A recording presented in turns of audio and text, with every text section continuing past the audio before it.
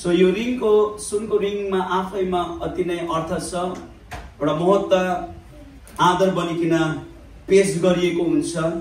सुन किन भन्दै गर्दाखेरि त्यही कारणले गर्दा सुनको भाव पनि बढ्दैछ, किनकि सुन जति पिगाले पनि यसको अस्तित्व हराउँदैन, रहिरहन्छ यसको अस्तित्व। यसरी नै तपाईहरुको जीवनमा, विवाहित जीवनमा जस्तै परिस्थितिहरू, जस्तै कठिनाइहरू आए तापनि तपाईहरुको विवाहको अस्तित्व मेटिनु हुँदैन। जसरी यो औँठी बनाउँदै गर्दाखेरि कहाँदेखि सुरु भयो, कहाँ अन्त भयो, कुनै यसको यहाँ ठेगाना छैन, त्यसरी नै तपाईहरुको विवाह अन्तको ठेगाना हुनु हुँदैन, मृत्युले अलग नगराइन्जेलसम्म। आउनुहोस्, हामी भाइले जति पनि अघि म तयार छु भन्नुभएको छ, बहिनीले म तयार छु भन्नुभएको छ, त्यसको प्रमाणीकरण गर्नको निम्ति उहाँले औँठी ल्याउनु भएको छ। हामी सबैजना मिलिकन यो औँठीको लागि प्रार्थना गर्नेछौँ। प्रभु, हामी तपाईलाई धन्यवाद दिन्छौँ यो समयको लागि।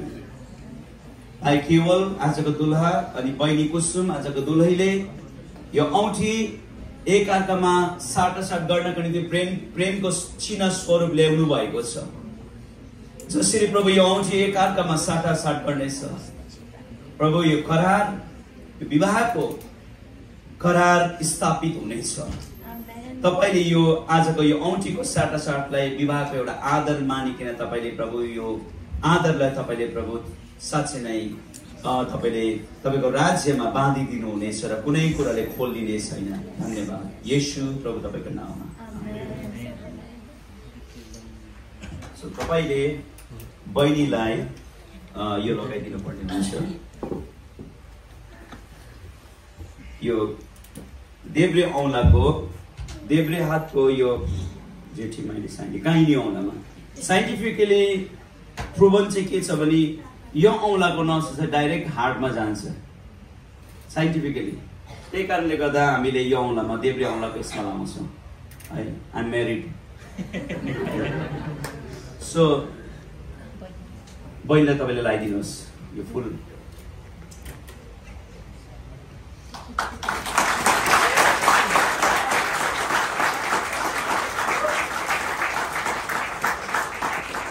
त्यसरी नै बहिनी कुसुमले पनि चिन्ह स्वरूप ल्याउनु भएको छ र यो औँठीलाई भाइ केवलको देब्रे हातको काइनी औँलामा लगाइदिनु हुनेछ।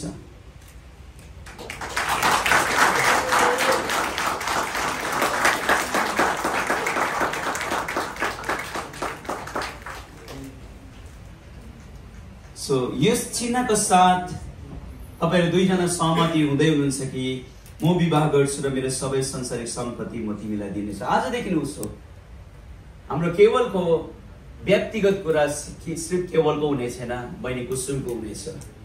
बहिनी कुसुमको व्यक्तिगत कुरा बहिनी कुसुमको हुने छैन, भाइ केवलको हुनेछ। अब दुईजनाको व्यक्तिगत कुराहरू साझा हुनु गइरहेको छ। आजदेखि कुनै कुरा पर्सनल छैन, न त फेसबुकको पासवर्ड पर्सनल छ, न त मोबाइलको पासवर्ड नै पर्सनल छ, न त धन सम्पत्ति नै पर्सनल छ, कुनै पर्सनल छैन। न त श्रीमानको आमा बाबालाई तिम्रो श्रीमान भन्ने छ, न त श्रीमानको आमा बाबालाई तिम्रो बाबा भन्ने छ, न त श्रीमतीको आमा बाबालाई तिम्रो बाबा आमा भन्ने छ। तर यसरी भन्ने छ कि श्रीमानको आमा बाबालाई मेरो बाबा भन्ने छ, श्रीमतीको आमा बाबालाई केवलजीले मेरो आमा बाबा भन्ने छ।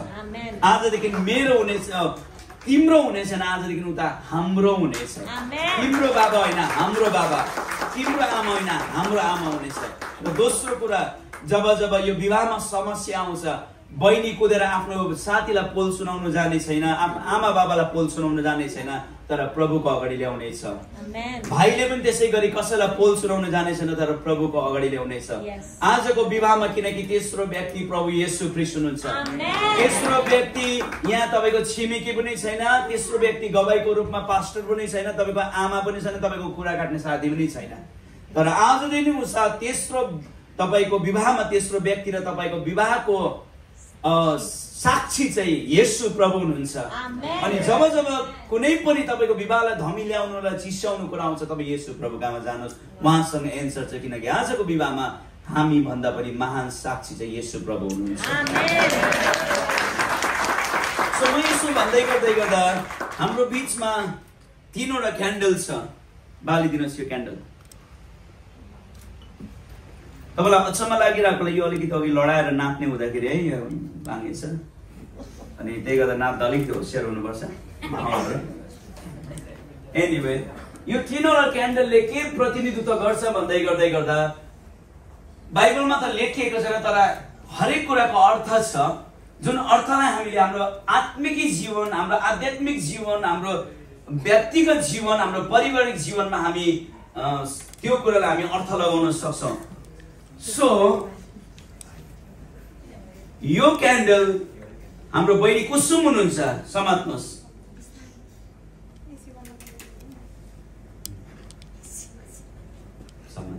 निप्दैन। सो यो एसी एकछिन यताउति बन्द गरिदिनुहोस् एकछिनको लागि।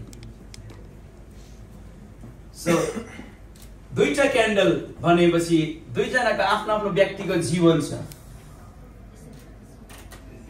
उताउति पनि क्या एकछिन बाँड्नु 2 मिनेट।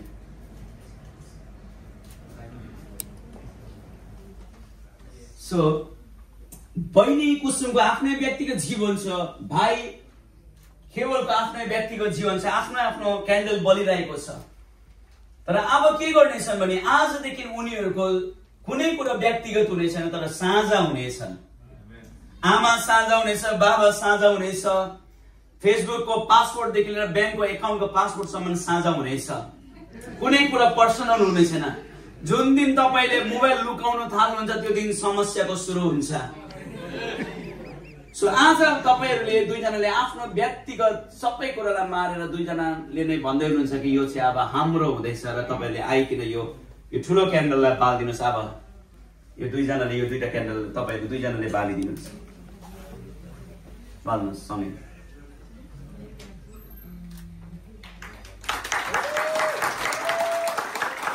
अब 2जनाको साझा भएर यो बलिसकेपछि मेरो इच्छालाई मारिदिनुहोस्। अब हाम्रो इच्छालाई तपाईले बोल्न दिनुहोस्, मारिदिनुहोस्। यो आफ्नो आफ्नो इच्छालाई मारिकिन मार्नु बाबु उहाँहरु 2जनाको इच्छा पूरा हुनेछ।